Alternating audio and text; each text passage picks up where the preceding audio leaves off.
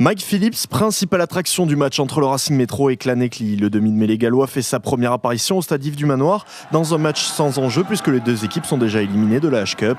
Un contexte qui a le mérite de libérer ses formations. Après avoir encaissé une pénalité de Priestland, les Franciliens prennent le contrôle du ballon. Une domination qui permet à Phillips d'aplatir dans l'embut des Scarlets. Tout un symbole pour le joueur formé par le club gallois. Mais cet élan est rapidement stoppé par la défense ultra agressive de Clann-Écly. Les Gallois réalistes rajoutent 3 points par Priestland. L'ouvreur imité par son vis-à-vis dans la foulée. Sexton qui porte la marque à 10-6 à la pause. Dans le deuxième acte, Clann-Écly reste aussi efficace et sur ce coup de pied en pression de Mike Phillips, les Scarlets trouvent la faille.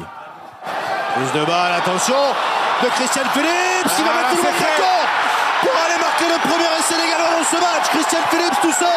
Un ballon rendu aura suffi aux joueurs de Clann-Écly. À l'image de Laurent Travers, le Racing est abattu. Les Ciels et Blancs qui ne se sont toujours pas imposés face à un club gallois en Coupe d'Europe. Défaite 19-13 des Racingmen dont le parcours dans cette H-Cup ressemble de plus en plus à un chemin de croix.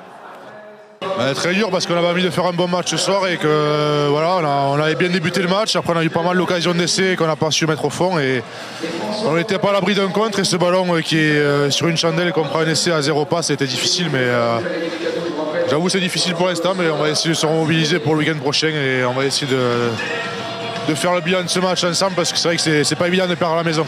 On peut trouver toutes les solutions et on peut toutes les raisons surtout.